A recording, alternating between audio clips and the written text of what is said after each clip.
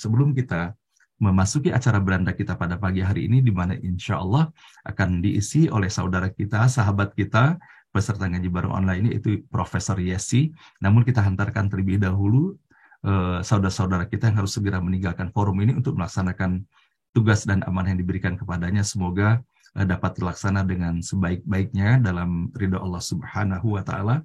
Apa yang dilaksanakan dan dikerjakan terlaksana dengan sukses dalam lindungan Allah, dan kemudian apa-apa yang dikerjakan tersebut membawa keberkahan pula, baik bagi Bapak dan Ibu dan juga bagi keluarga semuanya. Dan baiklah, kini kita menyambut sahabat kita, guru kita, Profesor Yesi. Assalamualaikum warahmatullahi wabarakatuh, Prof.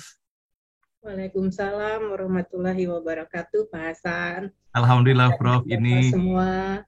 Masya Allah, terima kasih Prof atas kesediaannya dan kehadirannya pada pagi hari ini. Dan ini adalah perjumpaan pertama kita, Prof, ya, meskipun melalui media Zoom pada hari ini. Dan sesungguhnya sudah lama sekali saya mendapatkan info tentang Prof dari beberapa sahabat kita, peserta ngaji bareng online ini. Namun izin Allah, tanggal 7 November inilah Allah tetapkan waktunya di mana Prof Yesi insya Allah akan berbagi untuk kita semuanya. Nah, Bapak dan Ibu yang dirahmati Allah, sebelum kita mengikuti sharing akan beliau sampaikan pada hari ini, mohon izin ya Prof Yesi untuk saya bisa menyampaikan sekelumit tentang riwayat hidup beliau. Bahwa nama lengkap beliau adalah Profesor Yesi Sofia Pamuji, kelahiran Bukit Tinggi, 16 Agustus tahun 52. Sama-sama kita lahir bulan Agustus, Prof. Saya Iya, betul Pak Hasan. Agustus. Ya. Dan kemudian kelompok keahlian beliau adalah farmasetika, dan kemudian berkantor di Jalan Ganesha nomor 10 Bandung. Beliau adalah putri terkasih dari almarhum Bapak Ibnu Abbas dan Ibu Nurlela almarhumah. Dan beliau 8 bersaudara, dan kemudian nama suami beliau adalah Bapak Boy Wahyu Pamuji almarhum, dan memiliki 3 orang anak putra-putri, Ruri Wulandari, Arif Wibowo, dan Tri Herwanto. Dan pendidikan beliau, doktor bidang farmasi Institut Teknologi Bandung tahun 2005, kemudian magister bidang farmasi ITB tahun 92, apoteker Institut Teknologi Bandung tahun 76, dan sarjana farmasi ITB tahun 75. Nah, riwayat pekerjaannya, tahun 78 sampai 2022 staf pengajar sekolah farmasi, 78 sampai tahun 90 wakil kepala laboratorium farmasi fisika, kemudian tahun 91-2008 kepala lab farmasi fisika, kemudian tahun 95 sampai 98 sekretaris jurusan farmasi FMIPA ITB, kemudian 2010-2011 pejabat wakil dekan urusan sumber daya sekolah farmasi ITB, sampai 2020 dari tahun 2006 beliau koordinator laboratorium uji BABE Sekolah Farmasi ITB, kemudian pernah pula menjabat sebagai auditor non-keuangan Satuan Pengawas Internal ITB, dan kemudian anggota Senat Sekolah Farmasi ITB 2013-2022, dan sekarang ini masih menjabat sebagai konsultan di laboratorium uji bioekivalensi PT Econolab Jakarta sampai dengan sekarang sejak 2007. Dan beliau adalah staf pengajar pada program studi pendidikan apoteker Universitas Jenderal Ahmad Yani dari 2008 sampai dengan sekarang. Nah, inilah yang saya dapati sekelumit tentang beliau, dan semoga Bapak Ibu sekalian kita bisa mengikuti secara seksama atas apa yang beliau sampaikan pada hari ini.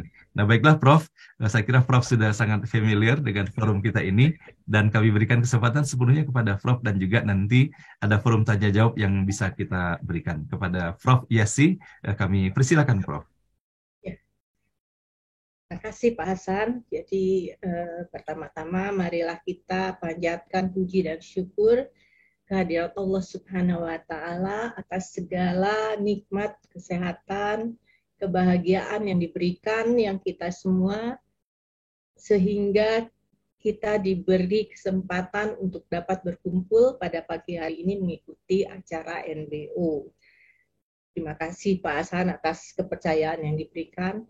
Memang beberapa teman menghubungi saya untuk memberikan sharing ilmu di sini, tapi waktunya memang belum tepat waktu itu, bulan April waktu itu saya mau operasi lutut, Pak Hasan minta saya untuk tampil tapi belum bisa. Kemudian setelah itu kebetulan kuliah yang saya berikan itu Senin, Selasa, Kamis, Jumat itu jam 7 pagi semua. Jadi saya nggak bisa memberikan mengisi acara beranda ini karena kuliahnya jam 7 pagi. Nah, sekarang mulai September kemarin saya tuh sebenarnya sudah pensiun Pak Hasan dari ITB karena lahir bulan Agustus, jadi umur 70 ya pensiunnya 1 September. Tapi saya masih melanjutkan untuk memberikan kuliah, beberapa kuliah di tingkat S2. Kemudian juga di Unjani saya masih juga memberikan beberapa kuliah. Yang pertama-tama saya juga ingin menyapa keluarga saya yang hadir di sini, ada kakak-kakak saya yang hadir di sini, dan juga adik saya, kemudian juga keluarga Rajab, yaitu masih famili saya, Insya Allah. dan juga beberapa senior yang mungkin sering hadir di sini, mungkin Pak Sas ada, Pak Kamaruzaman, Pak Irwan Nuzar, kemudian mungkin Pak Song ya, Bu Karlina, Bu Afifah ya, banyak teman saya yang hadir di sini, juga teman-teman seangkatan Ibu Nani Ote saya lihat hadir, dan mungkin yang lain juga ada beberapa yang hadir. Assalamualaikum warahmatullahi wabarakatuh untuk semuanya, Ibu Bapak. Ya, jadi bidang ilmu yang saya tekuni itu tadi sudah dijelaskan oleh Pak Hasan, yaitu farmasetika. Ya, jadi di farmasi itu biasanya kami terbagi menjadi 4 kelompok bidang ilmu, dan bidang farmasetika ini adalah bidang yang mempelajari bagaimana suatu bahan baku obat itu dibuat menjadi bentuk sediaan obat yang tentu saja tidak asal jadi bentuk sediaan ini, tetapi harus dapat mempunyai mutu yang baik, juga memberikan efikasi, dan juga aman untuk digunakan. Ya, itu adalah bidang yang boleh dikatakan mungkin ke arah industri farmasi ya. Nah, dalam hal ini bidang ini adalah bidang yang sama dengan bidangnya Ibu Emi Barokah ya. Dan juga di sini ada kakak saya juga, Mbak Nani Rajab, juga sama itu bidangnya seperti itu. Oke, mungkin barangkali saya bisa share screen, Pak Hasan. Silakan, Prof. Baiklah, jadi Bapak Ibu semuanya, jadi topik yang ingin saya sampaikan adalah tentang sistem pengantaran obat. Ya.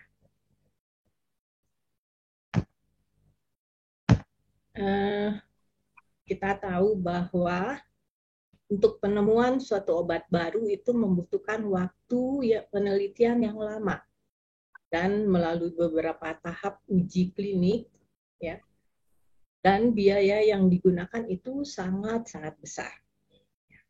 Nah, setelah obat ini dibolehkan untuk dipasarkan, biasanya tidak dipasarkan dalam bentuk senyawa obat ya, tetapi harus dibuat dulu dalam bentuk sediaan ya, atau sistem penghantaran agar senyawa aktif obat itu bisa bekerja efektif, aman, dan berkhasiat. Jadi biasanya penemuan ini akan dipatenkan ya, dan mereka bisa pegang paten tuh 10-15 tahun. Dan ternyata obat ini memang sangat potensial untuk mengobati suatu penyakit. Nah, kalau patennya sudah mau habis, biasanya industri lokal itu akan berebutan untuk membuat obat kopinya, ya. Jadi industri lokal itu umumnya tidak melakukan penelitian melalui uji klinik lagi, ya, karena khasiat dari obat itu sudah terbukti, ya. Dan biasanya yang dilakukan adalah pengembangan formula obat kopi. Nah, obat paten ini biasanya juga disebut sebagai obat inovator, ya, karena dia yang melakukan inovasi.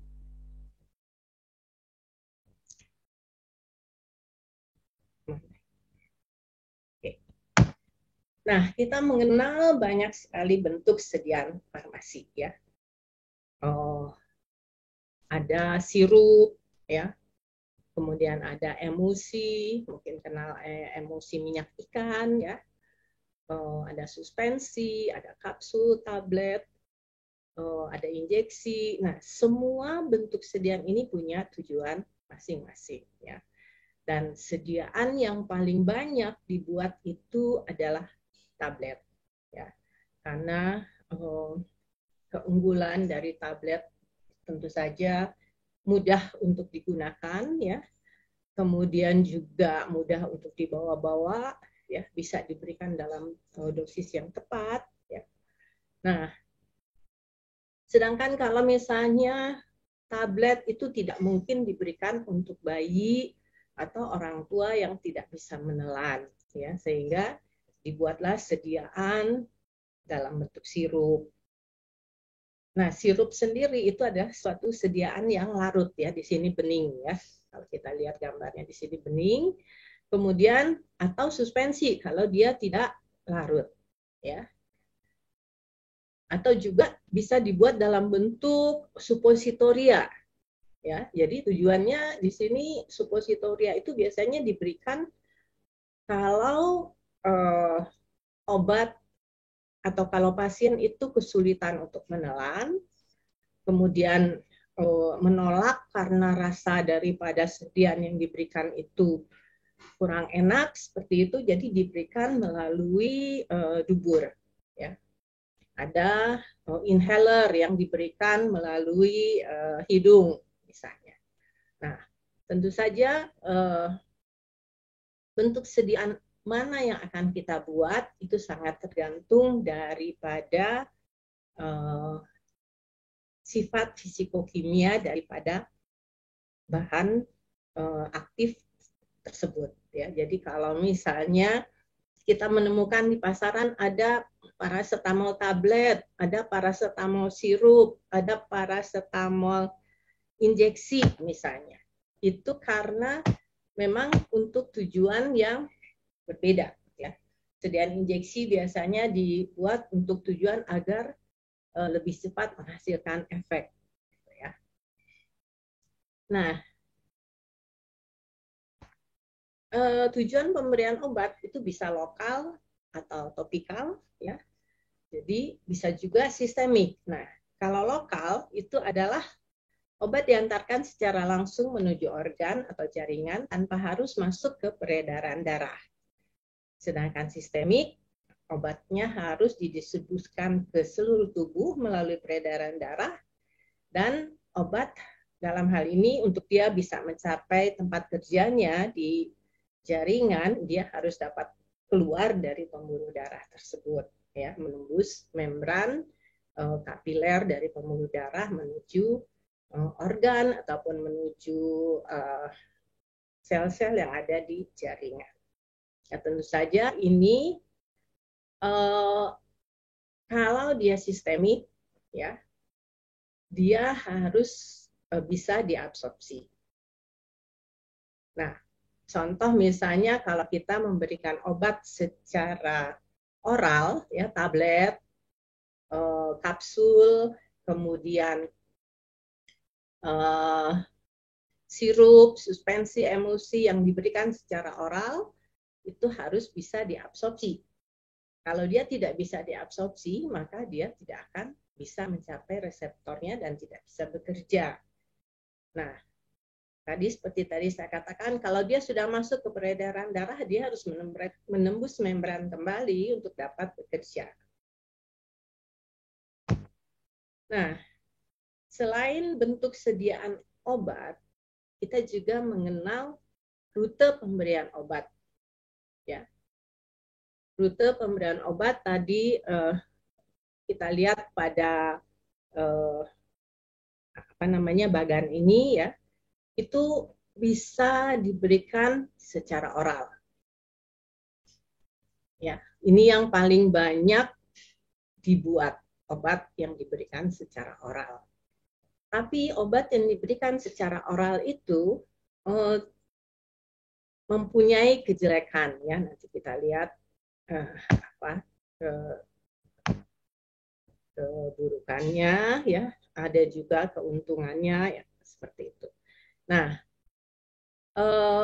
obat juga bisa diberikan secara topikal ya, ini bukan tropikal, harusnya topikal atau lokal ya, jadi langsung ke targetnya, misalnya untuk pengobatan di kulit ya, atau untuk pengobatan di dubur yang sifatnya lokal, misalnya untuk pengobatan konstipasi ya, orang yang tidak bisa BAB seperti itu.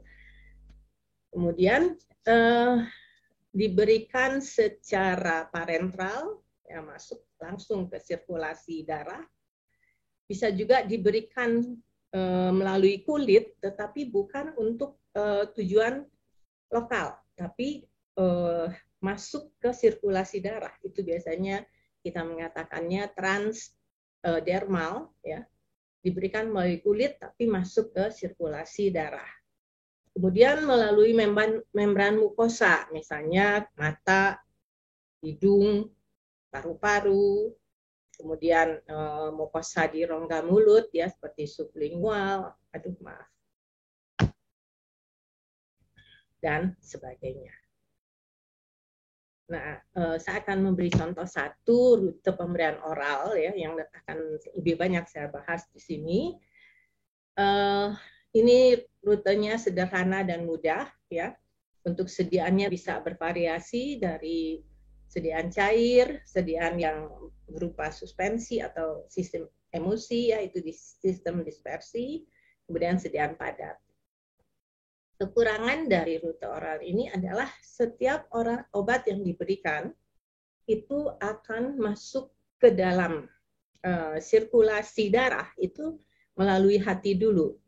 Nah, ada obat-obat tertentu yang dimetabolisme dulu di hati sebelum didistribusikan, ya, sehingga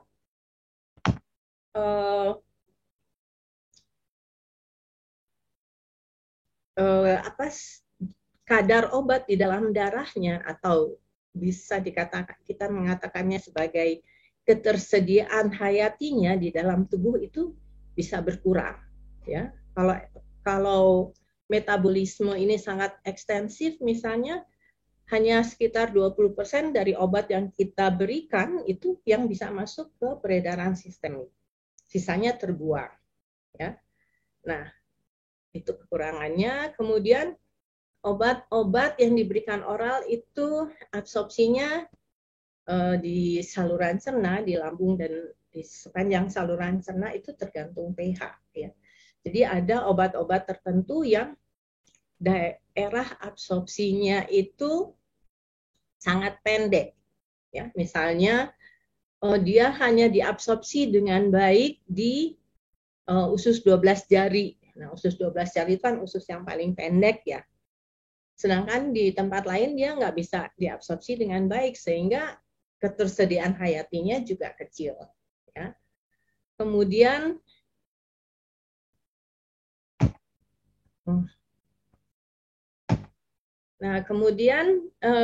profil daripada kadar obat di dalam darah itu berupa puncak dan lembah. Ya, nanti akan kita lihat di belakang bahwa biasanya segera diabsorpsi, ya, jadi efeknya cepat terjadi, kemudian disertai dengan penurunan yang cepat juga, sehingga kadar obat di dalam darah itu yang konstan itu sulit untuk dicapai. Nah, karena profil yang seperti ini, obat itu harus diberikan beberapa kali sehari, ya. Kalau hanya sekitar 2-3 kali sehari mungkin itu sudah biasa ya kita meminum obat seperti itu. Nah, tapi kalau misalnya yang tadi ketersediaan hayatinya rendah, itu harus minum sampai 6 kali sehari misalnya. Tentu saja ini akan sangat merepotkan pasien yang menggunakan obat tersebut, sehingga tingkat kepatuhannya itu sangat rendah. Seringkali kita lupa meminum obat. Nah, sekarang saya berikan lagi contoh obat dalam bentuk tablet. Ya, sesudah diberikan secara oral di dalam tubuh, apa yang terjadi?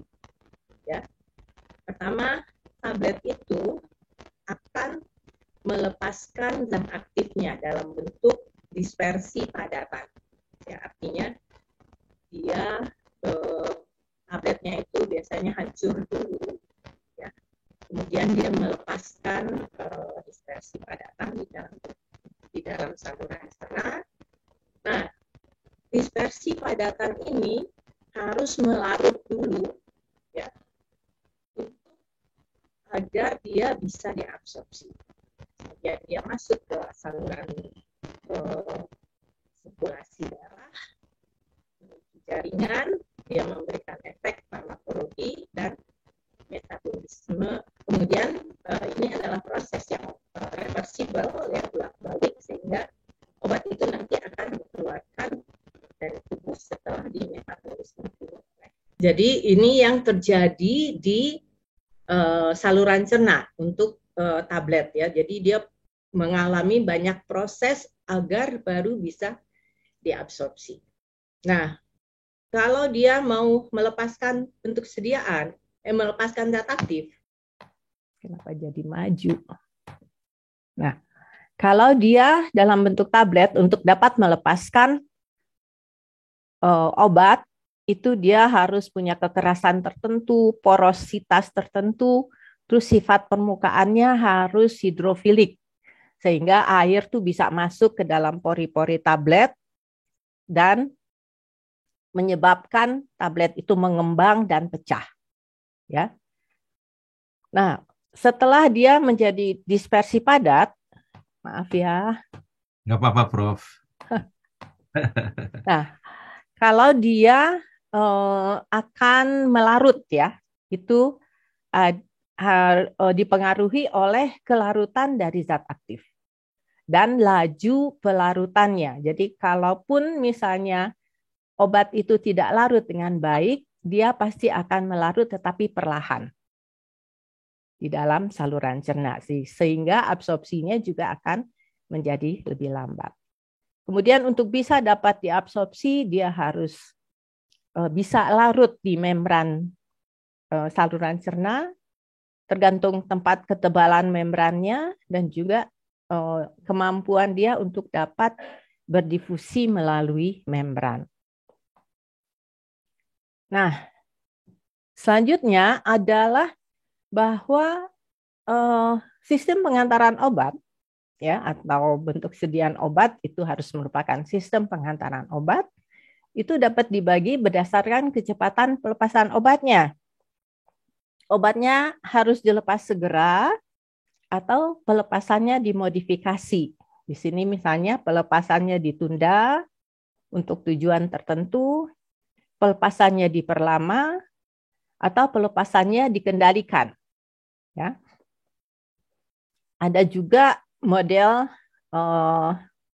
sistem pengantaran yang langsung ditujukan ke target yang khusus, misalnya ke sel-sel tumor, ya. Nah, jadi tergantung kepada sistem penghantaran obat yang ingin kita buat, ya kita harus memilih mana yang akan dibuat, ya. Nah, biasanya seperti tadi saya katakan, obat inovator itu sudah mempunyai bentuk sistem pengantaran tertentu. Apakah dia membuatnya dalam bentuk sediaan pelepasan segera atau dia pelepasan dimodifikasi. Nah, obat kopi ya itu biasanya harus mengikuti inovatornya. Apakah dia dibentuk dalam bentuk sediaan lepas segera, ya. Misalnya kalau obat itu lepas segera, ya, obat akan melepaskan sesegera mungkin zat aktif setelah masuk ke dalam saluran cerna, segera didistribusikan untuk menghasilkan efek terapeutik, kemudian dimetabolisme dan diekskresikan keluar tubuh. Nah, jadi kalau kita lihat profil konsentrasi obat di dalam darahnya tuh seperti ini gambar yang di sebelah kiri. Itu obat naik masuk ke darah dengan konsentrasi seperti ini, dan obat itu baru bisa bekerja kalau dia berada di daerah ini, ya. Daerah ini adalah daerah yang kita sebut sebagai jendela terapeutik. Jadi harus di bawah, harus di atas daripada konsentrasi minimum efektif dan di bawah dari konsentrasi maksimum yang masih dapat ditoleransi oleh tubuh. Kalau ini adalah kalau pemberian tunggal, ya. Karena konsentrasi obat itu segera turun di dalam darah, kita biasanya memberikannya berulang, ya. Nah, maka konsentrasinya di dalam darah bisa seperti ini. Padahal yang kita butuhkan itu adalah yang konsentrasinya ini. Kalau bisa sih datar ya, nggak naik turun gitu ya. Tapi kalau dosisnya pelepas segera itu adalah akan naik turun di dalam darah dan kita harus memakainya secara berulang. Kemudian lepas ditunda, ya. Ini biasanya dirancang untuk obat yang pelepasannya tidak lepas di lambung, tetapi dia lepasnya di usus halus atau di usus besar. Ya, biasanya kita gunakan salut enterik, ya, polimer yang bersifat tidak larut pada pH asam di lambung. Kemudian kita akan melihat bahwa puncaknya itu baru akan dicapai setelah waktu yang lebih lama daripada obat lepas segera. Nah, untuk pelepasan ditunda biasanya kita buat dengan tujuan melindungi obat yang terurai dalam suasana lambung. Obat yang dapat mengiritasi mukosa lambung. Atau obat yang memang kerjanya lokal di intestinal atau di kolon, misalnya obat cacing ya, itu dia lokal di intestinal ya. Jadi karena suasana lambung itu asam, kita harus melindungi obat tersebut dari penguraian di lambung. Nah, atau untuk obat-obat yang absorpsinya hanya terjadi di daerah intestinal. Misalnya tadi saya katakan ada obat yang absorpsinya hanya di usus 12 jari. Nah, itu ya sebaiknya kita membuat pelepasannya di sana ya, diatur pelepasannya. Nah, pelepasan dimodifikasi yang lain adalah diperlama. Ya, pelepasannya diperlama. Nah, ini kalau obat yang pelepasan segera itu kurvanya seperti ini. Kalau yang pelepasan diperlama tuh dia lama berada pada daerah jendela terapeutik ya. Atau yang pelepasannya dikontrol. Nah, ini yang paling bagus. Dia berada dalam konsentrasi yang konstan dalam waktu yang lama di dalam darah, sehingga pemakaiannya mungkin bisa dikurangi ya. Jadi hanya 1 kali sehari misalnya ya. Nah, untuk pelepasan yang diperlama ini obat menjaga pelepasan obatnya untuk waktu yang lama, misalnya dia dijaga pelepasannya di sepanjang saluran cerna, ya, dengan cara melapisi obat dengan polimer atau dengan sistem matriks, ya. Untuk obat-obat yang pelepasannya dimodifikasi, itu pada umumnya kita menggunakan polimer untuk mengatur pelepasan obat itu di dalam saluran cerna. Nah, untuk yang pelepasan terkendali, ini bisa dirancang agar pelepasan obatnya konsentrasinya konstan di dalam darah, ya.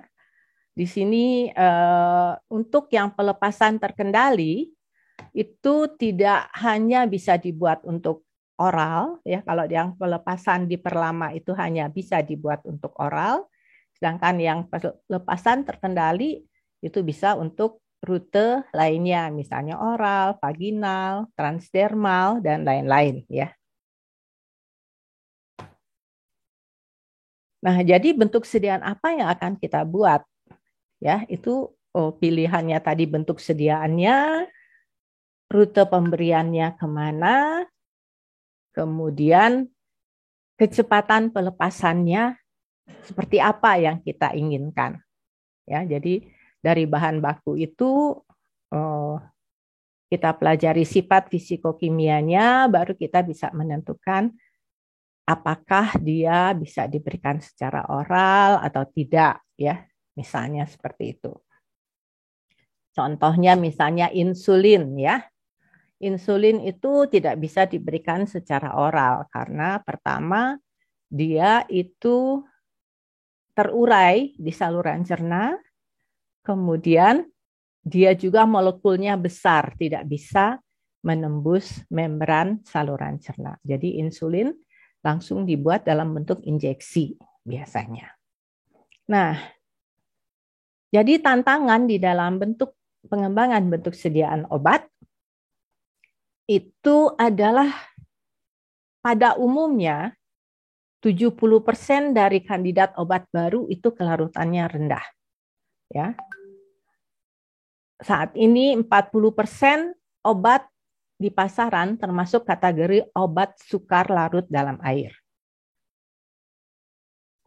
Kemudian oleh karena itu merupakan tantangan, ya. Ada obat yang kelarutannya rendah tapi dosisnya tinggi, ya. Misalnya antibiotik ada yang perlu 500 mg untuk bisa dibuat sirup, itu sulit sekali, ya. Kemudian juga kelarutannya di saluran cerna itu rendah sehingga menghambat absorpsinya. Kemudian ketersediaan hayatinya rendah, misalnya dia tidak bisa menembus membran, hanya sedikit karena terjadi metabolisme di hati yang ekstensif seperti tadi, ya. Kemudian adanya polimorfisme. Polimorfisme ini adalah berbagai bentuk daripada bahan obat, ya. Jadi kita mengenal bentuk luar, ya. Misalnya ada bahan obat yang bentuknya jarum-jarum, ada yang bentuknya kubus, ada yang bentuknya bulat-bulat. Nah, ini adanya polimorfisme ini berpengaruh terhadap kelarutan, kecepatan melarutnya, dan juga kadang memberikan efikasi yang berbeda. Kemudian tadi obat stabilitasnya bermasalah, ya, di dalam saluran cerna. Nah, jadi bagaimana membentuk sediaan yang bermutu, aman, dan berkhasiat dengan karakteristik demikian, ini adalah merupakan tantangan bagi kita untuk membuat sediaan obat. Nah, permasalahan tadi kan kita membuat obat kopi dari bahan obat yang sudah habis masa patennya, ya. Jadi kita lihat bahan baku obat tersebut bisa berbeda karakteristiknya. Tadi misalnya polimorfismenya berbeda, kemudian ukuran partikelnya berbeda, kelarutannya juga akan berbeda dan seterusnya. Kemudian formula yang kita buat juga belum tentu bisa sama persis dengan yang dibuat oleh inovator. Kemudian teknik pembuatan yang kita lakukan juga mungkin berbeda. Sehingga efikasi, keamanan dan mutunya juga mungkin akan berbeda dengan obat inovator atau obat paten. Nah, persyaratannya adalah bahwa mutu, keamanan, dan efikasi obat kopi harus ekivalen dengan inovator. Ini persyaratan untuk mendapatkan suatu izin edar dari obat kopi.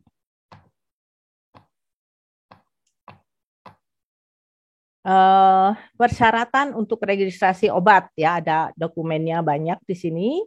Dan yang penting untuk kita itu ada dokumen mutu, ya, itu menyatakan karakteristik obatnya seperti apa. Karena semua obat yang beredar di Indonesia itu harus sesuai persyaratan. Dan buku pegangannya itu adalah Farmakope Indonesia. Ya, itu buku yang memuat tentang monografi dari bermacam-macam sediaan obat yang beredar di Indonesia. Kemudian data lain yang harus kita cantumkan adalah uji stabilitas, ya. Karena dengan data uji stabilitas ini bisa ditentukan waktu kadaluarsa dari obat tersebut. Kemudian yang terakhir itu tadi adalah uji ekivalensi, ya. Uji ekivalensi bisa berupa uji disolusi terbanding atau uji bioekivalensi.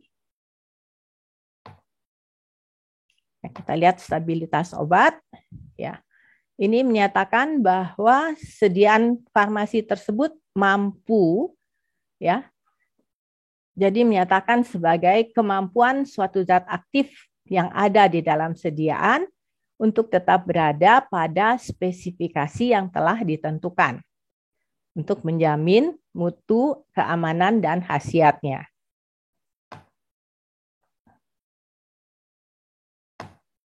Di sini uji stabilitas ini merupakan persyaratan untuk registrasi, ya.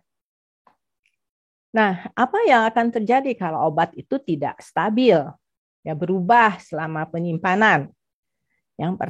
Yang pertama itu adalah berkurangnya atau bertambahnya potensi atau kadar zat aktif, ya. Perubahan bioavailabilitas atau ketersediaan hayati. Ini misalnya pernah kami lakukan pengujian beberapa obat amoksisilin, clavulanat yang ada di pasaran, ya. Kalau dari segi fisik kelihatannya dia semua bagus.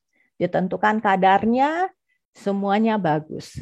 Tetapi begitu ditentukan waktu hancurnya, obat itu tidak hancur. Ada obat yang tidak hancur, ya. Nah, kalau obat itu tidak bisa hancur, dia tidak bisa melepaskan zat aktifnya. Kalau tidak bisa melepaskan zat aktif, berarti tidak ada yang bisa diabsorpsi. Sehingga bioavailabilitasnya itu nol, boleh dikatakan tidak bekerja obatnya, ya. Sediaannya jadi tidak homogen. Misalnya sediaan suspensi itu adalah punya kecenderungan untuk mengendap, ya, sehingga kalau obat suspensi kita akan melihat bahwa harus dikocok dulu. Nah, kalau dia tidak homogen, endapan yang terjadi itu biasanya mengeras di dasar botol. Akibatnya nggak bisa dihomogenkan. Nah, berarti dosis yang kita makan itu tidak bisa sesuai dengan yang dianjurkan. Kemudian menurunnya status mikrobiologi sediaan. Di sini obat yang harusnya steril menjadi tidak steril, misalnya, ya. Kemudian berkurangnya penerimaan pasien itu bisa saja misalnya obatnya itu tadinya warnanya putih, ya. Kemudian berubah menjadi bercak-bercak atau warnanya berubah jadi coklat. Tentu saja pasien tidak akan menerima perubahan tersebut. Kemudian hasil urai yang terjadi itu toksik, ya. ketentuan tentang hasil urai ini sekarang lebih ketat ya. Jadi berapa persen hasil urai itu harus ditentukan, gitu ya. Kemudian yang terakhir itu modifikasi beberapa fungsional yang relevan. Di sini misalnya kita menggunakan obat asma yang dalam bentuk semprot, ya. Itu integritas dari alat itu harus setiap saat menyemprotkan jumlah yang sama. Nah, kalau kemampuan alat ini sudah tidak bisa lagi menyemprotkan dalam jumlah yang tepat, itu berarti dia sudah berubah. Nah, ini yang penting kita perhatikan di dalam stabilitas obat, ya. Nah, persyaratannya itu dilakukan uji stabilitas. Ada yang dinamakan uji stabilitas jangka panjang dengan kondisi pengukuran itu 30 derajat dan 2 plus minus 2 dan 75%, ya. Nah, ini untuk zona iklim 4B. Ini untuk Asia Tenggara, ya. Karena zona iklim di dunia itu dibagi menjadi 4. Tapi yang 4-nya itu dibagi A dan B karena kelembaban yang berbeda. Kalau Indonesia tuh kelembabannya tinggi jadi 75%, ya.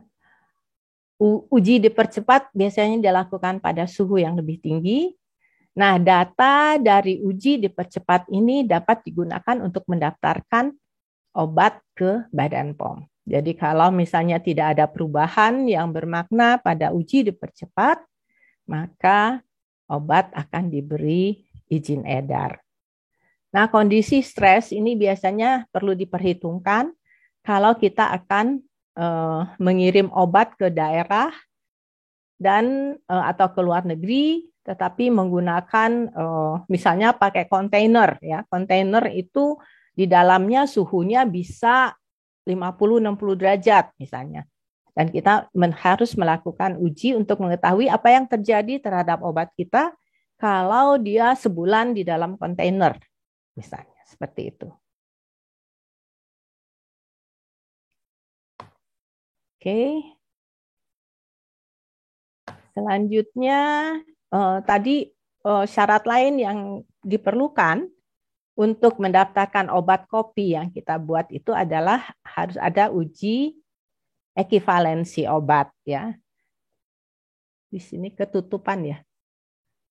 Uji ekivalensi obat atau itu bisa dilakukan 2 dengan uji disolusi terbanding dan uji ketersediaan hayati. Uji ketersediaan hayati ini biasanya, untuk uji ketersediaan hayati itu untuk melihat berapa banyak obat yang bisa masuk ke peredaran sistemik dan juga kecepatan dia masuknya, ya. Ada beberapa kemungkinan kalau misalnya obat itu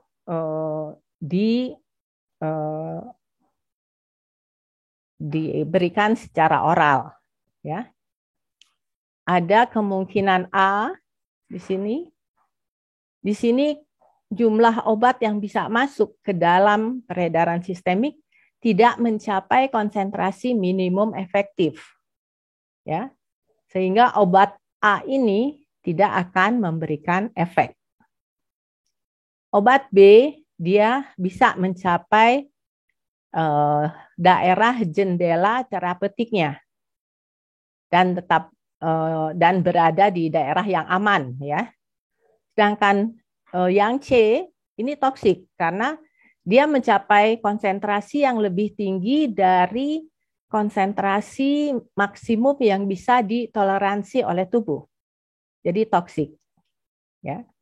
Nah, jadi data ketersediaan hayati obat itu bisa bermacam-macam tergantung dari tadi bahan baku obat yang digunakan, tergantung dari formulanya yang kita buat, dan tergantung juga dari teknik pembuatan obat tersebut. Nah, oleh karena itu kan pemerintah mensyaratkan ada uji ekivalensinya. Nah, uji ekivalensi obat ini untuk obat-obat tertentu itu ada persyaratan yang dikeluarkan oleh Badan POM ya. Peraturan yang terbaru nomor 11 tahun 2022 ada berapa ratus obat yang harus dilakukan uji ekivalensi. Nah, uji ekivalensinya di sini bisa pakai hanya uji in vitro ya atau harus uji in vivo. Nah, uji yang mana yang harus melakukan uji in vivo itu tergantung dari kelas dia di dalam klasifikasi farmaseutik ya. Jadi di sini misalnya kelas 1 itu dia mudah larut, kemudian punya permeabilitas yang tinggi, bisa menembus membran. Nah, ini dia cukup uji di solusi terbanding. Tapi kalau kelompok yang ketiga ini ada beberapa yang bisa dilakukan uji di solusi terbanding, ada juga yang harus uji in vivo. Nah, uji in vivo, maaf ini ada yang coret-coret ya. Uji in vivo itu kita membandingkan ketersediaan hayati obat kopi dengan obat inovatornya, ya. Dalam satu penelitian yang menggunakan bentuk sediaannya harus sama, dosisnya sama, rute pemberiannya sama, dan kondisi penelitian yang sama dilakukan orang sehat. Ya. Nah, jadi syarat itu sudah dipenuhi, maka obat kopi akan mendapat izin diedarkan di Indonesia. Jadi ada yang terlibat tadi, mungkin saya balik.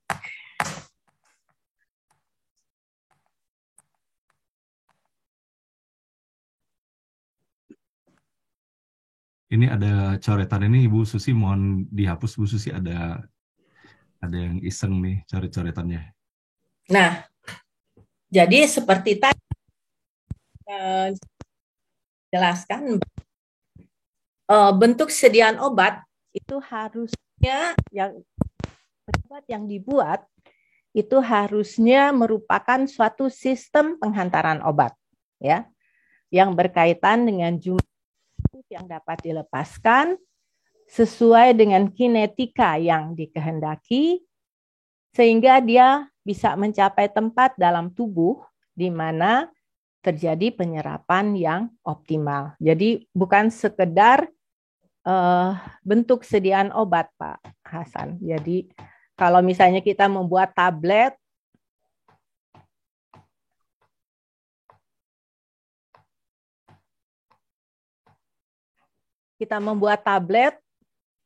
itu mudah ya. Kita bisa mencetak bahan baku, ditambah bahan-bahan pembantu, dicetak jadi tablet. Tapi tablet itu kalau kita makan di dalam saluran cerna tidak pecah. Jadi masuk tablet, keluar tablet, misalnya, bukan seperti itu. Ya, jadi harus dia merupakan sistem pengantaran obat yang mampu melepaskan obat di tempat yang memang seharusnya dia lepas dan dia bisa diabsorpsi di sana dengan baik. Begitu Pak Hasan. Jadi hanya sekian yang bisa saya sampaikan. Terima kasih atas perhatiannya Ibu Bapak sekalian. Masya Allah. Baik, terima kasih Prof. Yesi atas presentasinya pada pagi hari ini. Bila berkenan, Prof. Yesi mungkin videonya dihidupkan kembali dan mungkin materi presentasinya. Oke, baik. Terima kasih luar biasa sekali Prof. Yesi atas apa yang disampaikan pada pagi hari ini. Boleh jadi sebagian besar dari kita semuanya hanya merupakan pengkonsumsi ya obat-obatan ya, bahwa kita hanya menerima saja dengan pasrah apa yang diberikan, apakah dalam bentuk tablet ataukah suntikan ataupun dalam bentuk kapsul. Namun kita tidak mengetahui bahwa bagaimana sesungguhnya proses penyerapan ya dari obat-obat ini dan pengaruhnya terhadap efektivitas daripada sasaran pengobatan itu sendiri terhadap tubuh kita semuanya. Sehingga ini memberikan wawasan yang baru bahwa betapa sesungguhnya pentingnya kita mengetahui hal ini agar kita bisa mengetahui sejauh mana kapasitas penyerapan pada diri kita masing-masing. Nah, Prof Yasi mohon izin untuk kita membacakan pertanyaan-pertanyaan, Prof. Boleh ya, Prof ya? Silakan, Pak. Oke. Dan bila berkenan, Prof, videonya apakah sudah bisa dihidupkan, Prof? Iya, bentar. Nah, di sini ada beberapa pertanyaan yang kami mencoba saja, coba scroll pertanyaan yang ada. Yang pertama, kami ingin menyampaikan pertanyaan disampaikan oleh Ibu Tin dari Cimahi. Beliau menunjukkan harga obat generik dan paten sangat signifikan perbedaan harganya, berbeda jauh gitu kan. Apakah ada perbedaan pada keberadaan zat ataupun khasiat tertentu daripada obat itu sendiri? Beliau memberikan contoh dalam hal ini ada obat Clopidogrel generik 3.000, patennya, kemudian Flavix 30.000. Ya, betul. Nah, beliau mohon penjelasan ketika hal ini, Prof, agar karena selama ini kesannya kalau kita beli obat generik itu seakan-akan bahkan banyak mengatakan ya seperti tidak terlalu yakin akan kualifikasi daripada obat-obatan itu sendiri, dikarenakan ketika dikatakan obat generik, apalagi dengan harganya yang berbeda sangat jauh itu, Prof. Mohon penjelasannya. Ya, oke, terima kasih Bu Tin. Assalamualaikum, apa kabar? Ini teman-teman saya di Bandung, di Cimahi ya.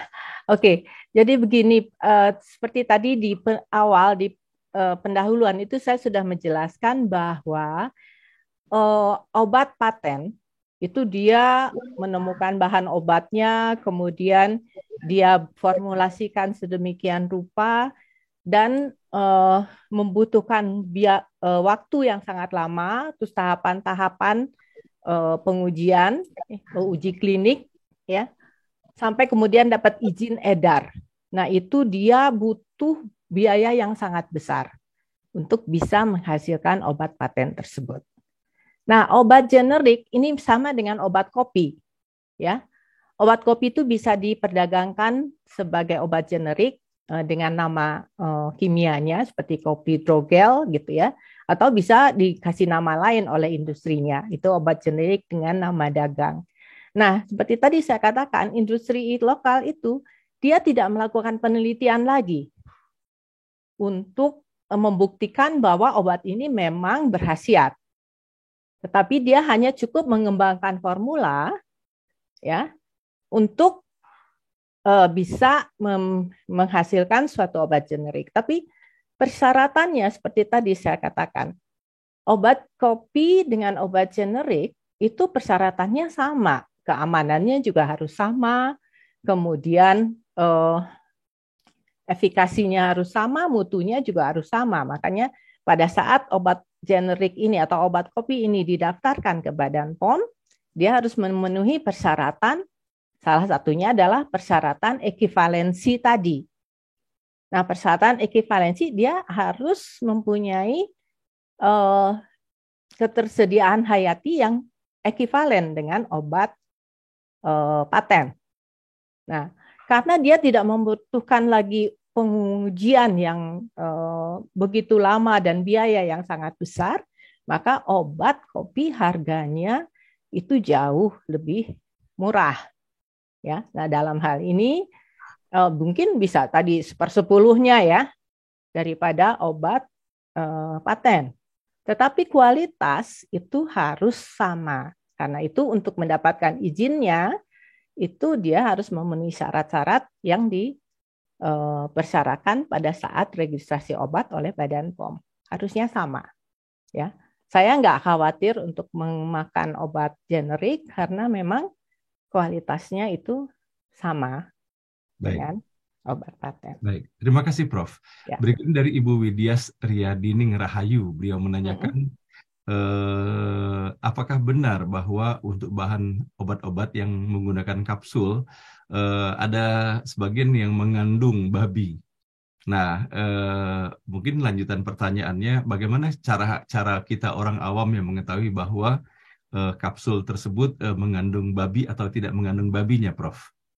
Oh, ya, kapsul gelatin itu bisa gelatin sebagai bahan pembuat kapsul itu bisa dari sapi, bisa dari babi. Tentu saja yang beredar di Indonesia itu sudah bukan berasal dari babi ya.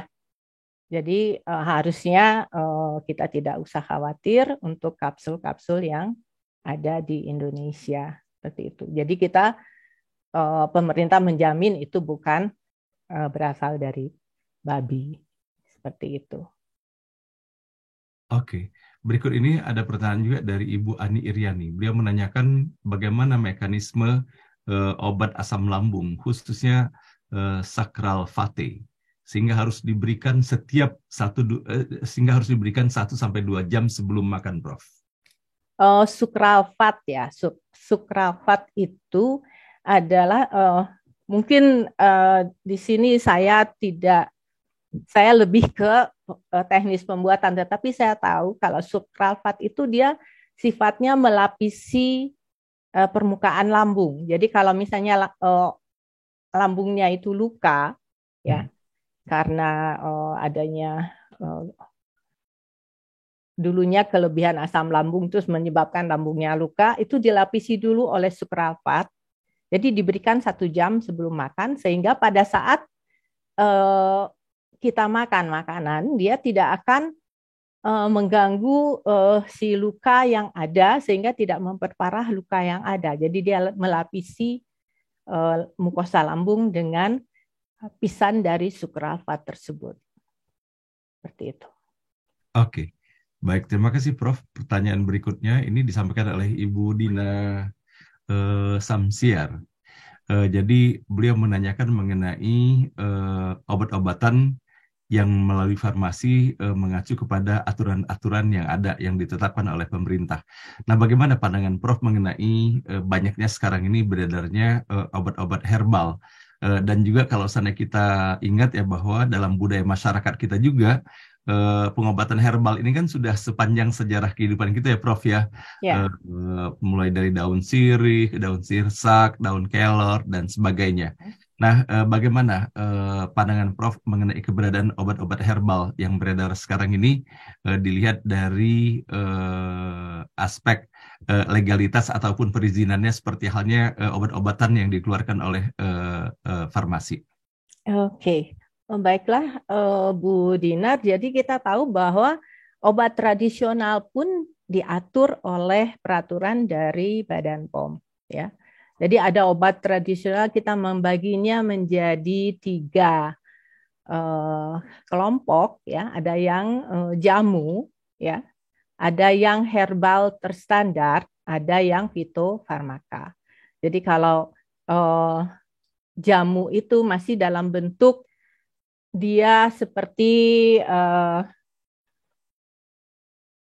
apa ya? Jadi kalau misalnya kita menggunakan kunyit, itu serbuk kunyit dimasukkan ke dalam kapsul misalnya ya. Jadi masih berupa bahan baku yang belum diolah ya. Belum diekstraksi misalnya. Jadi kalau untuk herbal terstandar itu biasanya sudah ekstraksi tetapi belum dilakukan uji klinik ya. Sedangkan kalau fitofarmaka itu sudah dilakukan uji klinik pada manusia dan dibuktikan bahwa memang dia berkhasiat seperti yang diberikan oleh label daripada obat tradisional tersebut. Dan menurut saya obat tradisional bagus ya. Kita jadi kita tahu sekarang bahwa orang-orang itu banyak yang back to nature, pengennya kembali ke alam, jadi menggunakan obat-obat tradisional dibandingkan dengan obat sintetik yang mungkin banyak efek sampingnya. Seperti itu Pak Hasan. Terima kasih Prof. Berikutnya dari Ibu Yusnidar, beliau menanyakan bagaimana efektivitas daripada bermacam-macam obat ketika kita harus makan sekaligus, misalnya ketika melakukan treatment untuk sakit tertentu. Dan saya ingat sendiri Prof ketika terpapar COVID dulu, itu macam-macam dan banyak sekali obat-obatan yang harus dimakan itu. Nah, apakah mereka mengenal salurannya masing-masing gitu, Prof, sehingga tidak menimbulkan efek samping gitu kan daripada bercampur aduknya obat-obat itu ketika kita harus minumnya sekaligus itu, Prof?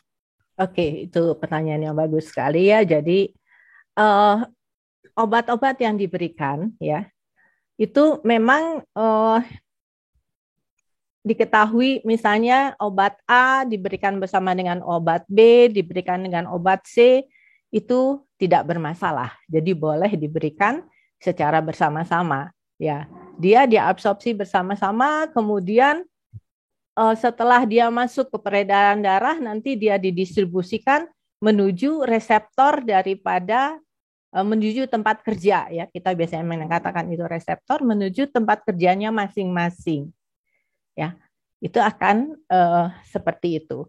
Tapi ada obat-obat yang memang tidak bisa diberikan bersama-sama karena misalnya dia berinteraksi, ya misalnya dia obat yang satu dengan obat yang lain itu menyebabkan obat yang lain nggak bisa diabsorpsi, misalnya itu interaksi farmakokinetik, ya, jadi dia tidak bisa diabsorpsi. Nah, kalau terjadi hal demikian, biasanya apoteker itu akan menjelaskan bahwa obat yang satu ini diminum duluan, ya. Kemudian 2 jam kemudian baru diminum obat yang satunya lagi, karena memang kita membutuhkan semua obat itu, gitu. Jadi dilakukan misalnya jeda pemberian obat, ya. Ada juga obat yang diberikan bersama-sama, tapi kemudian dia akan memberikan efek yang yang berbeda. Misalnya obat A diberikan dengan obat B, dia akan meningkatkan efektivitas daripada obat A, gitu ya. Jadi itu diberikan bersama-sama, tujuannya adalah untuk meningkatkan efikasi, seperti itu. Ada juga yang tidak boleh karena berlawanan efek yang akan ditimbulkan kalau dia berinteraksi satu sama lain. Jadi memang ada obat yang bisa diberikan sekaligus bersama, tidak berpengaruh, ya. Tapi ada juga yang memang tidak boleh, ya. Jadi kalau kita lihat atau browsing di internet itu dilihat obat ini boleh nggak diberikan dengan obat ini, misalnya. Itu perlu diketahui, dan harusnya apoteker yang memberikan obat itu kepada pasien akan menjelaskan bahwa obat itu memang tidak boleh diberikan bersama, bagaimana cara pemakaiannya dan seterusnya. Baik, terima kasih Prof. Yesi. Dan berikut ini kami ingin memberikan kesempatan nih Prof kepada beberapa sahabat kita untuk memberikan komentar langsung. Kami akan berikan kesempatan kepada Ibu Emi dan juga setelah itu nanti ke Ibu Nani Ote untuk saling bersapa di sini sebelum nanti kita sama-sama mendengarkan sambutan dari Prof. Suryadi. Kepada Ibu Emi kami persilakan Bu Emi. Assalamualaikum warahmatullahi wabarakatuh. Waalaikumsalam Bu Emi, apa kabar? Baik, alhamdulillah. Kita bertemu lagi, alhamdulillah ya. Secara online ya Ibu. Ya. Kemarin kita bertemu offline di reuni Pak. Di reuni, baik. Terima kasih Ibu Yesi pencerahannya yang selalu Ibu berikan kepada kami ya. Saya waktu itu sempat juga di tahun antara 82 sampai 90 di bawah bimbingan Ibu langsung di kimia farmasi. Terima kasih.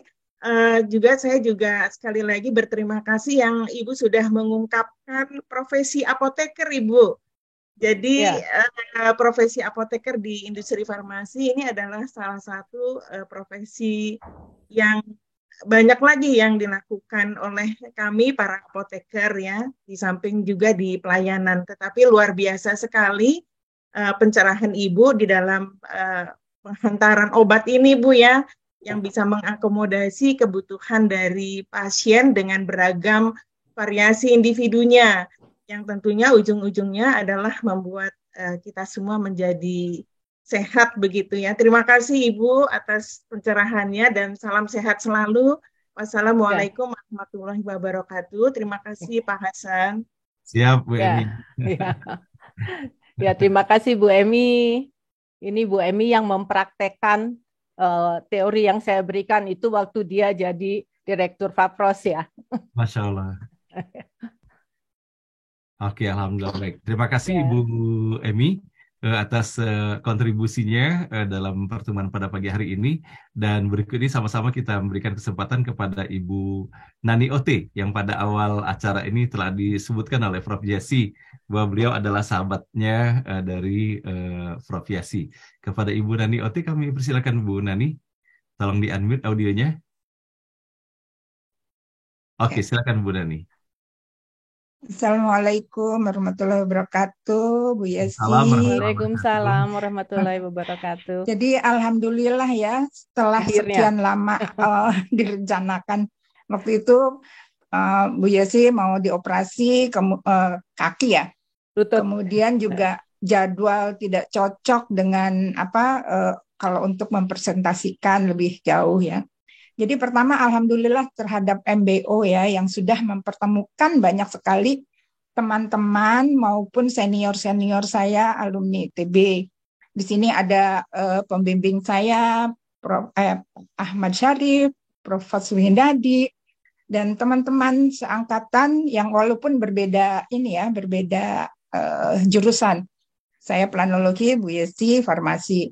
Nah, hadir saat ini juga ada teman kita seangkatan, Bu Dinah, yang juga adik iparnya Pak Rudi Rajab, Bu Dinah. Kemudian yang sesama farmasi juga Ibu Ati Nurhayati Subakat yang Wardah itu kan? Iya, kita seangkatan. Jadi begitu. Tapi alhamdulillah ya dengan tertundanya kesempatan untuk Prof. Yasi itu juga bertepatan dengan sedang maraknya obat-obat yang dibatalkan itu ya. Jadi kita tahu bagaimana proses-proses sebetulnya untuk istilahnya tadi penghantaran obat ya. Ya. Ya, jadi ya bertepatan sekali gitu saat penundaan ini dengan saat sekarang sedang banyak dibatalkannya obat-obat sirup yang berkaitan dengan paracetamol itu ya. Tapi saya juga ingin menanyakan, Bu Yesi bukan kalau tidak salah melakukan juga uji terhadap orang sehat ya? Ya, manusia. Nah, pertama bagaimana mendapatkan relawan, kemudian bagaimana kalau terjadi efek negatif itu aja. Terima kasih. Oke, terima kasih Bu Nani atas pertanyaan yang diberikan ya. Jadi tadi kan ada persyaratan untuk daftar ke Badan POM itu yang namanya uji ekivalensi obat, hasil uji ekivalensi obat. Nah, jadi obat kopi ini harus sama efikasinya, keamanannya, mutunya itu harus sama dengan obat paten, obat inovator. Nah, untuk membuktikan bahwa dia memang sama, kita melakukan uji pada orang sehat. Kenapa tidak pakai orang sakit ya? Karena pakai orang sakit kita perlu banyak sekali jumlah orang untuk membuktikannya. Padahal itu tidak perlu karena sudah dilakukan oleh produk inovator. Kemudian dilakukan pada orang sehat karena umumnya konsentrasi obat di dalam darah itu berhubungan langsung dengan konsentrasi obat di reseptor. Sehingga dengan menentukan konsentrasi obat di dalam darah, kita kalau misalnya dia sama dengan obat inovatornya, itu berarti dia ekivalen. Nah, untuk mendapatkan relawannya, kita biasanya masang pengumuman. Ya, pengumuman kita akan melakukan uji bioekivalen obat Clopidogrel misalnya.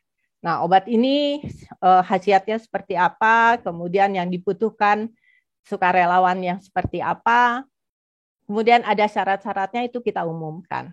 Nah, mereka nanti mendaftar. Setelah mendaftar, kita lakukan uji lagi, misalnya kesehatannya apakah betul memenuhi syarat atau tidak. Ya, itu semua dites sampai akhirnya kita mendapatkan sukarelawan yang memang sesuai dengan ketentuan yang ada seperti itu. Ya. Baik, terima kasih Ya, maksud saya, Ibu ya, Lasmi atas Ibu Naniwati terima atas kasih pertanyaannya dan ya. jawaban dari Prof. Yesi. Nah, Ya. Prof. Yesi ini menarik sekali. Saya membaca di kolom chatting ini, ternyata ada mahasiswi dari Prof. Yesi dan beliau menyampaikan bahwa dulu Prof. Yesi yang menjadi pembimbingnya dan itu disampaikan oleh Ibu Laksmi. Lusiantari. Kepada Ya. Ibu Laksmi, berkenan kiranya memberikan sedikit komentar atas kehadiran Prof. Yesi pada pagi hari ini. Silakan Bu Laksmi Lusiantari. Ini istrinya teman Bapak di Pupuk Iskandar Muda ya dia. Waktu itu suami ASEAN, jadi Mbak Tari. Silakan. Assalamualaikum Bu Yesi, apa kabar? Apa kabar baik Laksmi, apa kabar? Kita ketemu lagi ya. Ketemu lagi. Ketemu sempat waktu reuni ya Bu. Ya. Aduh, senang lihat Bu Yesi masih seperti dulu. Aduh. Ya. Soalnya saya kenal Bu Yesi saya masih muda banget. Sekarang Bu Yesi masih seperti dulu gitu. Terima kasih Bu Laksmi. Ya, terima kasih Bu Yesi, segitu aja. Jadi saya ingat zaman kuliah aja ini pelajarannya. Terima kasih. Pelajaran ya. Masya Allah. Terima kasih Pak Hasan, gitu aja. Terima kasih Mbak Tari. Duh, jadi udah kangen sama Bu Yesi. Makasih. Baik. Terima kasih Mbak Tari. Jadi beliau ini, Mbak Tari ini adalah istri dari sahabat saya dan kita semuanya menjadi sahabat keluarga pada akhirnya. Salam buat Mas Alex, Mbak Tari. Nah, baiklah Pak Ibu sekalian yang dirahmati Allah, bahwa betapa berharganya ya kesempatan kita pada hari ini mendengarkan sharing yang disampaikan oleh Prof. Yesi, dan kita undang berikut ini Profesor Dr. Saryadi. Kepada Prof. Saryadi kami persilakan Prof untuk menyampaikan komentar dan sambutannya atas presentasi oleh Prof. Yesi. Silakan Prof. Terima kasih Pak Ustadz Hasanuddin. Ya Prof.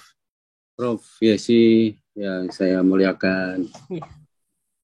Bapak Ibu sekalian, peserta ngaji bareng online yang masih bertahan 248 orang ya saat ini. Assalamualaikum warahmatullahi wabarakatuh.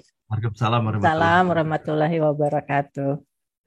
Jadi pertama-tama saya ingin merasa senang karena ada kesamaan di antara kita, Bu.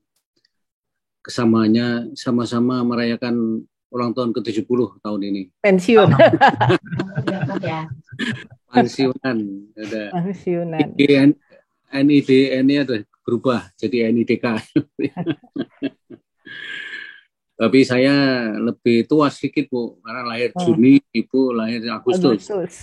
Jadi saya masih bisa memanggil Dik Yesi.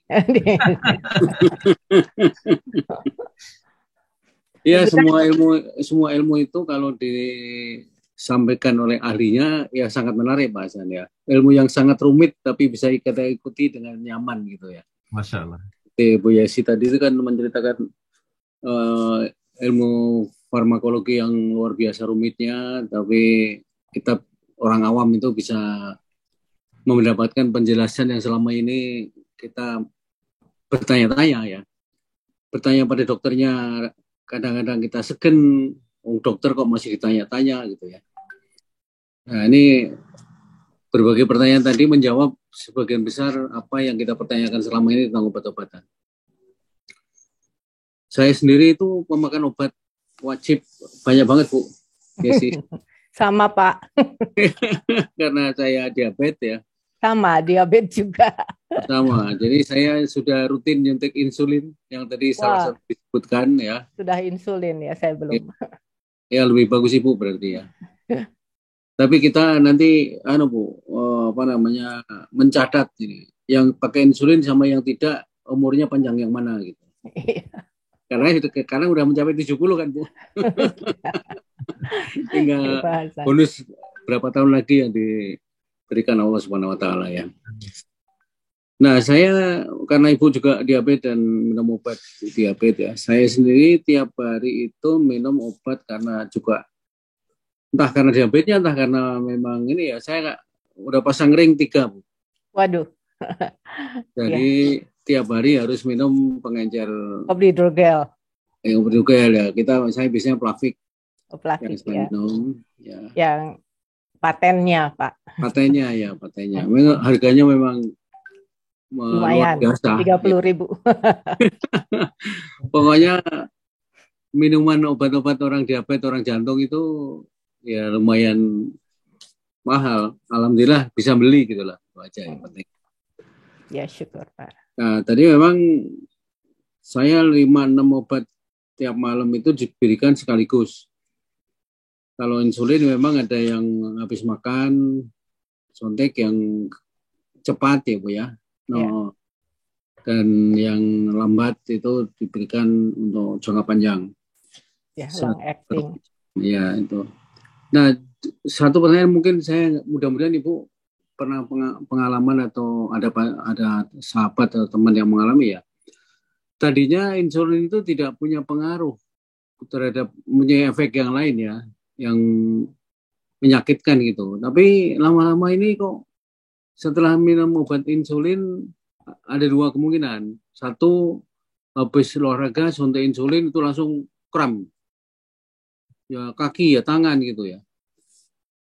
Kemudian kalau obat suntiknya mungkin takarannya sama tiap hari, tetapi makannya beda, kapasitas makannya yang beda, itu kram juga gitu. Tapi kalau tepat, jadi ada antara obatnya suntikan yang kita konsumsi dengan makanan yang kita makan itu nggak terjadi kram. Nah ini yang sering saya pernah terjadi, saya nyetir sendiri, tiba-tiba kram. Main golf, kecapean, terus saya suntik, tiba-tiba kram di jalan tol. Masya Allah. Nah itu saya minggirin. Nah kebetulan saya panggil staf saya, kemudian mereka datang menolong ya. Artinya saya jadinya tidak nyopir sendiri. Nah hal-hal seperti ini yang kadang-kadang sekarang pun saya mulai takut karena nyetir sendiri kalau olahraga gitu. Nah, ini mungkin ada faktor-faktor tertentu yang menyebabkan itu ya Bu ya. Ya. Nah, nanti mungkin saya tambahin sedikit Bu supaya selesai ini Ibu jawabnya juga tuntas gitu. Itu mengenai Bu, tadi sudah ditanyakan oleh Ibu Dina Samsiar ya tentang obat herbal Bu. Kita itu kan sekarang kembali ke back to nature sehingga banyak lari ngambil obat herbal. Kadang-kadang saya khawatir gini, obat herbal ini sudah benar-benar dites oleh BPOM atau banyak yang tidak gitu ya. Sebab kita kalau sakit pusing gitu ya, otomatis kita ambilnya tolak angin. Karena kemudian ini Bu yang menjadi aktor dalam penjualan obatnya ya ada Pak Renat Kasali, ada Dalanis kan waktu itu dan lain-lain itu pengaruhnya ke masyarakat luar biasa. Mau saya dengar itu omsetnya setiap tahun itu berapa triliun gitu Pak hanya dari tol angin saja gitu ya. Tapi kayak gitu tuh mungkin bagaimana menurut tanggapan Ibu? Jadi itu aja Bu saya kira karena waktu ya, tapi sangat menarik Bu. Dan Ibu bisa berjumpa dengan mantan teman-teman, kemudian murid-murid yang luar biasa banyak, dan semua merasa rindu pada Ibu. Itu menunjukkan bahwa Ibu orang baik. Dirindukan oleh banyak orang. Terima kasih, sampai jumpa lagi. Mungkin Ibu bertemu lagi. Terima kasih Pak Suharyadi. Sebenarnya kita sudah pernah bertemu di Bandung waktu itu Pak. Oh iya. Pak. Oh, yang Bu Bu Tati. Iya, dengan Bu Tati ya. Pak.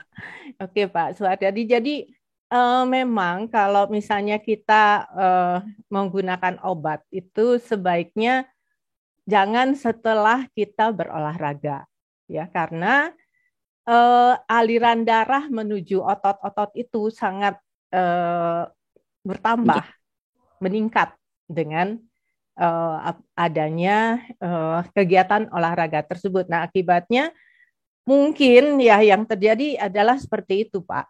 Jadi banyak insulinnya yang aliran darahnya ke otot menjadi bertambah ya. Ini perkiraan saya ya, sehingga gulanya turun tuh memang agak drastis seperti itu. Nah, jadi biasanya harus dalam kegiatan yang memang normal seperti itu. Ya. Tapi mungkin barangkali ada ahlinya yang lebih tepat. Mungkin di sini ada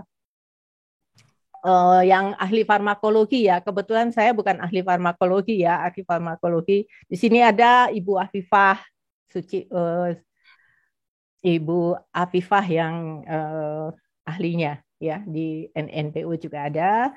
Nah, kemudian untuk yang obat herbal itu harusnya memang sudah yang mendapat izin itu memang sudah yang diperiksa oleh Badan POM ya. Bagaimana obat tersebut dibuat, bagaimana kualitas obat tersebut sebelum dia mendapatkan izin edar untuk dipasarkan. Jadi itu memang sudah ada izinnya, Pak. Jadi di situ kan ada nomor registrasi ya. Ya, ada ya. Ada itu. Jadi sudah ada izinnya. Jadi aman terkendali ya, Bu. Jangan khawatir, Pak. Jangan khawatir.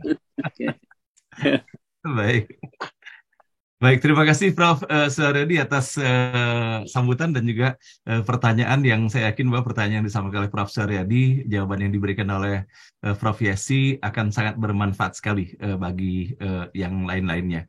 Dan juga terima kasih kepada Prof. Yesi telah menginformasikan akan keberadaan Ibu Afifah. Kalau bila betul orangnya Afifah B. Suciatmo, betul kan? Iya, betul. Oke. Ya paling tidak nanti mudah-mudahan melalui Prof. Yesi atau ketika Ibu Afifah mendengar sendiri, boleh jadi ini menjadi mata rantai untuk hadir pula di dalam acara beranda berikutnya. Bagaimana ketika beliau berbicara mengenai keahlian beliau dalam bidang farmakologi itu. Dan luar biasa Prof. Yesi, banyak sekali nih komentar-komentar sangat positif terhadap keberadaan Prof. Yesi, dari Ibu Trisnawati misalnya menyampaikan bahwa beliau juga adalah mahasiswa Ibu, dan saya yakin bahwa ketika Ibu Trisna menuliskan ini ada rasa haru, rasa bangga juga gitu kan, kangen mungkin sama Prof. Yesi. Dan kemudian ada saya baca juga di sini dari Dr. Dit, Prof. Suharyadi ini, saya kira ini komentar ini langsung menanggapi yang disampaikan oleh Prof. Suharyadi bahwa semangat Prof, dikarenakan suami tercinta beliau usianya sekarang sudah 81 tahun dan beliau pun mengidap diabetes. Jadi insya Allah Prof. Suharyadi pun akan tetap panjang usianya, insya Allah Prof. Insya Allah, amin. Ya, amin. Ya, amin. Ya. Dan kemudian ini dari Pak Ghazali, dari Thailand ini. Nah ini peserta dari Thailand nih, dan beliau selalu hadir nih, Prof. Yesi. Nah, beliau, ya Masya Allah, beliau menderita Parkinson sekarang ini. Nah, sehingga beliau meminum obat setiap hari. Mungkin Prof di dalam sambutan penutup nanti bisa menyelipkan juga Prof jawabannya. Nah, apakah tidak berbahaya hal ini bagi ginjal beliau dikarenakan setiap hari mengkonsumsi obat-obatan ini? Nah, baiklah Bapak Ibu sekalian yang berbahagia, kita sampai kepada penghujung acara kita. Namun sebelum kita mengikuti doa yang dipimpin oleh Ustaz Muhammad Taslim kepada Prof Yesi, kami persilakan apabila ingin menyampaikan kata penutupnya untuk pertemuan edisi perdana, dan kami berharap bahwa akan ada edisi berikutnya Prof Yesi ya. Ya, terima kasih hadir kembali dalam forum ini dan nanti duet dengan Ibu Afifah B. Suciatmo insya Allah. Oke, silakan Prof. Ya, oke, terima kasih atas semua pertanyaan yang diberikan, dan juga salam dari terutama dari murid-murid saya yang sudah lama tidak bertemu. Terima kasih. Kemudian tadi apakah tidak berbahaya? Ya pasti ada ya, minum obat terus-menerus itu pasti ada efek sampingnya ya. Jadi karena itu kita harus ngontrol secara rutin, itu kondisi-kondisi organ kita itu harus selalu dilakukan pemeriksaan rutin. Jangan sampai misalnya menyebabkan gangguan terhadap organ tersebut. Nah, kalau dalam keadaan minum terus-menerus kemudian hasilnya itu normal, itu nggak masalah. Tetapi kalau misalnya terjadi gangguan, nah itu mungkin obatnya, salah satu obatnya yang mungkin berbahaya untuk ginjal tersebut harus diganti dengan yang lain, seperti itu. Mungkin seperti itu Pak Hasan. Jadi terima kasih. Di sini juga ada Mas Rudi. Apa kabar Mas Rudi? Oh, Rudi ya. Baik, terima Oke. kasih Prof. Yasi atas sharingnya luar biasa dan juga seizin Prof. Yasi tentunya slide-slide presentasinya sudah kami distribusikan juga kepada peserta dan insya Allah akan sangat bermanfaat bagi kami semuanya. Nah baiklah Bapak dan Ibu yang berbahagia, mudah-mudahan apa yang disampaikan oleh Prof. Yasi pada pagi hari ini memberikan kemanfaatan bagi kita semuanya dan kepada Prof. Yasi. Selain terima kasih, kita pun mendoakan semoga Allah berikan terus nikmat sehat walafiat, keberkahan dalam Amin. umurnya, terus semakin dibukakan keluasan di dalam memberikan manfaat seluas-luasnya bagi masyarakat bangsa dan negara kita semuanya. Dan baiklah kita akhiri pertemuan ini dengan memahkotainya dengan doa yang akan disampaikan oleh Ustadz Muhammad Taslim. Kepada Ustadz Muhammad Taslim kami persilakan. Assalamualaikum warahmatullahi wabarakatuh. Waalaikumsalam warahmatullahi wabarakatuh. Alhamdulillah wa syukurillah la haula wa la quwwata illa billah wassalatu wassalamu ala rasulillah wa ala alihi wa sahbihi wa mawala amma ba'du. Terima kasih Pak Ustadz Hasanuddin dan Prof. Suharyadi, terutama Bu Yesi yang hari ini memberikan pencerahan pada kita semuanya untuk kesehatan kita, untuk kelanggengan kita supaya tetap bisa ngaji dan ngaji. Kita mencari ilmu dan mencari ilmu terus-menerus tanpa henti. A'udzubillahi minasyaitonirrajim. Bismillahirrahmanirrahim. Hamdan hamidin, hamdan na'imin, hamdan syakirin, hamdan yuwafiqa fil mazidah. Ya Rabbana lakal hamdu kama yanbaghi karimu azimi sultan. Allahumma salli ala sayyidina Muhammad wa ala alihi wa sahbihi wa tabi'in bi ihsan ila yaumiddin. Ya Allah ya Rabb kami, Engkau berikan kami ya Allah sehat wal afiyah, sehat dohir batin. Amin. Ya Allah ya Rabb kami, berikan pula ya Allah kami kekuatan untuk beramal soleh. Bimbing kami ya Allah untuk melangkah menuju ridho-Mu, ketauladanan Rasul-Mu Nabiullah Muhammad sallallahu alaihi wasallam. Ya Allah ya Rabb kami, setiap hari kami mengaji, mengkaji firman-Mu, kalam-Mu yang dibimbing oleh Bapak Ustadz Hasanuddin Thayyib di NBO ini. Dan dilanjutkan di beranda orang-orang yang berbagi ilmu supaya bermanfaat dalam kehidupan kami. Bimbinglah kami ya Allah agar kami bertambah maksimal ketaatan kami, kepatuhan kami kepadamu. Ya Allah ya Rabb kami, begitu pula jadikan anak cucu kami, dzurriyyah kami menjadi anak-anak yang soleh dan solihah, berbakti kepada orang tua, berbakti kepada masyarakat, berbakti kepada nusa dan bangsa. Karena taatnya kepadamu dan taat kepada Rasul-Mu Nabiullah Muhammad sallallahu alaihi wasallam. Rabbana la tuzigh qulubana ba'da idh hadaitana wa hab lana min ladunka rahmah innaka antal wahhab. Rabbana hab lana min azwajina wa dzurriyyatina qurrata a'yun waj'alna lil muttaqina imama. Rabbana waj'alna muslimaina laka wa min dzurriyyatina ummatan muslimatan wa arina manasikana wa tub alaina innaka antat tawwabur rahim. Rabbana dhalamna anfusana wa illam taghfir lana wa tarhamna lanakunanna minal khasirin. Rabbana atina fid dunya hasanah wa fil akhirati hasanah wa qina adzabannar. Wa sallallahu ala sayyidina Muhammad wa ala alihi wa sahbihi wa sallam. Walhamdulillahi rabbil alamin. Terima kasih Pak Ustadz Hasanuddin, Prof. Suharyadi dan Bunda Yesi, semuanya bertambah sehat dan mohon maaf untuk semuanya jamaah NBO. Mohon maaf lahir batin. Assalamualaikum warahmatullahi wabarakatuh. Waalaikumsalam warahmatullahi wabarakatuh. Alhamdulillah, terima kasih atas doa yang telah diantarkan. Semoga menjadi doa yang Allah ijabahkan untuk kita semuanya. Dan baiklah Bapak dan Ibu, Prof. Yesi, Prof. Suharyadi, Bapak dan Ibu semuanya yang telah memberikan makna luar biasa dalam pertemuan pada hari ini, dan termasuk juga Bapak dan Ibu yang telah menyampaikan pertanyaannya.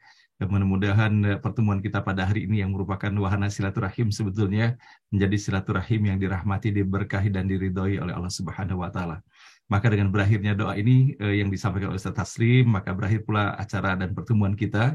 Insya Allah kita akan berjumpa kembali pada hari Rabu pagi dalam acara NBO dengan narasumber yang baru lagi. Mudah-mudahan Allah berikan kemudahan untuk kita bisa mendatangkan narasumber yang baik, bermanfaat, dan Allah ridhoi untuk kita semuanya. Demikian, mohon maaf lahir dan batin. Wabillahi taufiq wal hidayah. Wassalamualaikum warahmatullahi wabarakatuh.